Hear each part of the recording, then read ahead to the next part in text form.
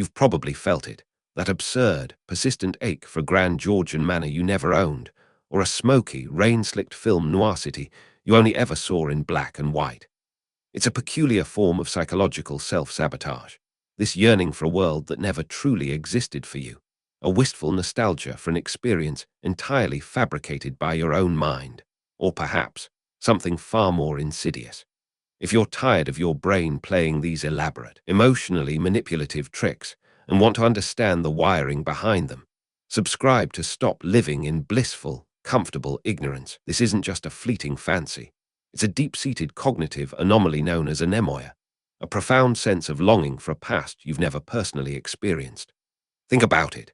Why do so many lament the simpler times of the 1950, a decade fraught with its own complex social upheavals and anxieties, if their only reference points are sanitized sitcoms and airbrushed advertising campaigns?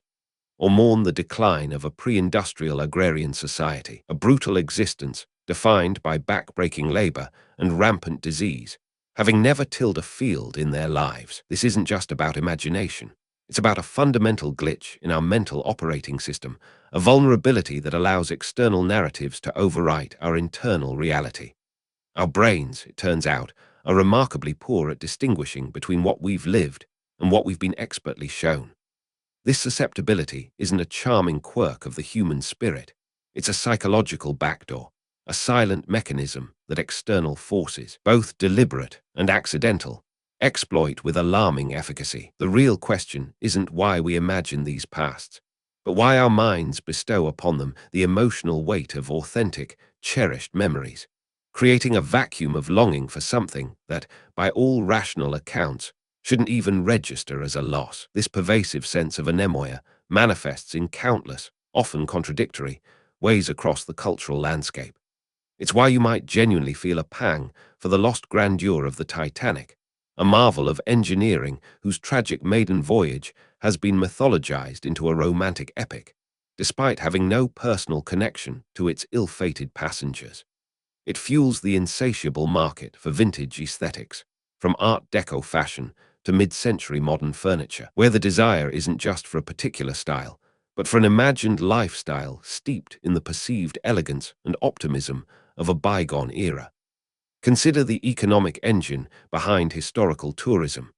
Entire industries thrive on selling a curated, idealized version of the past. Colonial Williamsburg, for instance, meticulously reconstructs an 18th-century American town, not as a brutal, disease-ridden reality, but as an accessible, palatable narrative designed to evoke a nostalgic warmth for a founding era that, for most visitors, exists solely in textbooks and dramatizations. The success of period dramas and historical fiction isn't merely about good storytelling. It's about their capacity to tap into and deepen these existing reservoirs of anemoia. When viewers binge-watch a series set in Regency England, they aren't just consuming entertainment. They are undergoing a form of narrative transport, where the brain becomes so immersed that the detailed sensory experience, the emotional highs and lows, begin to occupy a similar neural space as actual memories. The brain's limbic system, responsible for processing emotions and forming memories, doesn't always perform a rigorous fact-check on the origin of these intense feelings. It simply registers the emotional resonance, embedding the fictional experience with an almost autobiographical significance, making the line between lived and imagined increasingly porous. The vividness of the depiction, the richness of the characters, the meticulous detail in costuming and set design all contribute to constructing a comprehensive mental schema so robust that our cognitive systems treat it with the same reverence as personal recollections. Delving deeper, the cognitive mechanics behind anemoia expose a fascinating vulnerability in our mental architecture, the phenomenon of source monitoring errors. This isn't a flaw in the typical sense, but rather a byproduct of an incredibly efficient, albeit occasionally imprecise, memory system.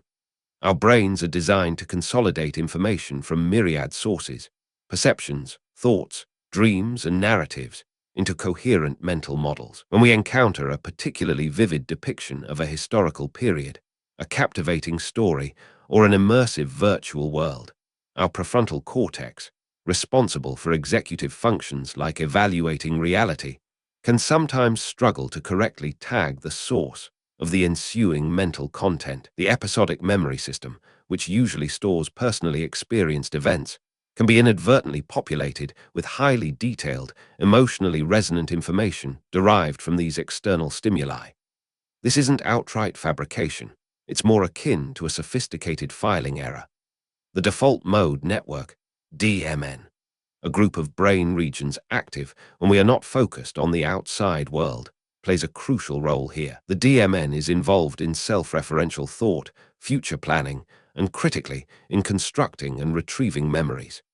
When we engage in deep imaginative thought or absorb compelling narratives, the DMN activates, blurring the lines between past, present, and hypothetical futures. It doesn't inherently distinguish between a remembered event and a deeply felt, simulated one.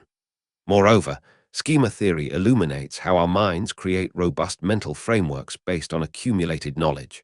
A media-rich depiction of a bygone era furnishes our brains with elaborate schemas, detailed mental blueprints of environments, social customs, and emotional landscapes.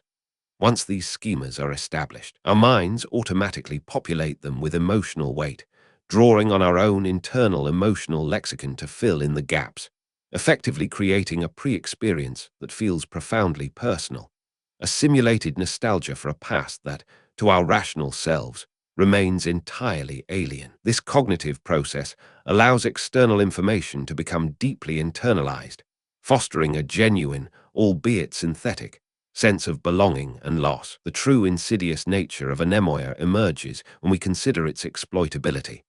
This wasn't merely a charming cognitive quirk. It was a deeply ingrained vulnerability, a psychological backdoor into our perception of reality, and certain forces, both historical and modern, have not hesitated to kick it wide open. Consider the staggering economic impact. The global tourism industry, worth trillions, thrives on selling an idealized past or a romanticized foreign experience, often entirely divorced from the grittier realities of history or contemporary life. From themed amusement parks meticulously recreating fantastical historical periods to heritage sites sanitizing inconvenient truths, an entire experience economy is built on the deliberate cultivation and monetization of anemoia. Developers construct master-planned communities designed to evoke the small-town charm of the 1950, complete with specific architectural styles and community events, selling residents not just houses, but a manufactured sense of nostalgic belonging to an era they never personally knew. Politically, the manipulation is even more potent. Appeals to make country great again or to return to an idealized, traditional way of life are direct leverages of anemoia. These slogans don't articulate concrete policy. They tap into a collective, often unexamined, longing for a romanticized past that existed more vividly in shared myths than in historical fact. They exploit our inherent cognitive biases. Confirmation bias ensures we seek out information confirming our imagined golden age, while the availability heuristic makes easily recalled, vivid, often media-derived images of that past feel more real and desirable. This isn't just about harmless historical reenactment. It's about weaponizing a deep-seated human predisposition to shape consumer behavior, influence political ideologies, and even rewrite collective memory, all by skillfully feeding our brains the blueprints for a beautiful, emotionally resonant, and entirely non-existent past. The profit margins and political power gained from this sophisticated psychological engineering are immense, precisely because the consumer or voter rarely suspects their own longing is anything but an authentic, deeply personal sentiment. Ultimately, the feeling of missing a place you've never been isn't some endearing, harmless eccentricity of the human psyche. It is a profound, almost alarming testament to our cognitive malleability, a chilling expose of how effortlessly our internal realities can be shaped, not just by our experiences, but by carefully constructed external narratives.